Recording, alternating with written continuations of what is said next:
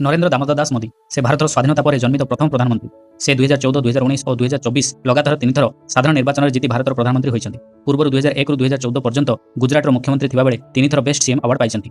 से Saudi Arab, रूस, America सहित अनेक देशर सर्वोच्च सिविलियन अवार्ड सम्मानित होइछन्ति।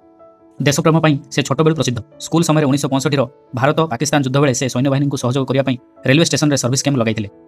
छोट बेले से राष्ट्रीय स्वयंसेवक संघ आरएसएस और एनसीसी रे मध्य जोग देई तालीम नहीं। 2016 मसीह टाइम मैगजीन द्वारा सारा दुनियार सबुठारु प्रभावशाली 100 लोकों मध्य गणना करा जायतिला। 2005 मसीह नरेंद्र मोदी को यूएस द्वारा भिसा को रद्द करा जायतिला, किंतु 2014 मसीह प्रधानमंत्री हेबा परे व्हाइट हाउस रे ग्रांड वेलकम मिलिथिला। से राजनीति विज्ञान रे एमए करथिले। पुस्तक पढ़िबा तांकर शौक थिला और गुजराती भाषा रे मध्य बहुत पुस्तक लिखिछन्ति। बाल्यकाल से बापा को सहयोग करी बड़नगर रेलवे स्टेशन रे चा बिकुथिले और परे तांको भाई को सह मिसी दुकान मध्य चलाउथिले। छोट बेले तांकर विवाह होइथिला, किंतु से परे पारिवारिक जीवन छाड़ी सन्यासी भाव में समाज सेवार लागिथिले। से मन की बात नाम एक विशेष रेडियो कार्यक्रम आरंभ करथिले, जेउथिरे सरल भाषा रे देशवासी को संबोधन करती। विदेश भ्रमण में नुआ परंपरा आरंभ करथिले। प्रत्येक विदेश यात्रा से स्थानीय लोकमानक सहित सरल भाव में मिशिथांती, सेथिपई से पीपुल्स लीडर भाव में परिचित। नरेंद्र मोदी को ट्विटर रे 108 मिलियन रु अधिक, जहाँ सारा भारत में सर्वाधिक फॉलोअर्स अछंती। से जोगप्रेमी दुनिया रे जोग को प्रचार करछंती और तांको उद्यम रे 21 जून अंतर्जातीय जोग दिवस भावे घोषित होइतिला।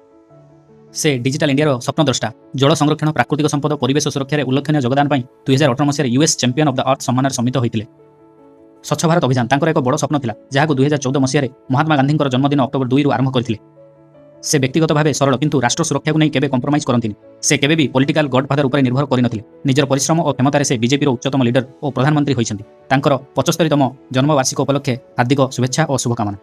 वीडियोटी भल लगिथिले लाइक, शेयर और कमेंट निश्चित भाव में करिवे। धन्यवाद।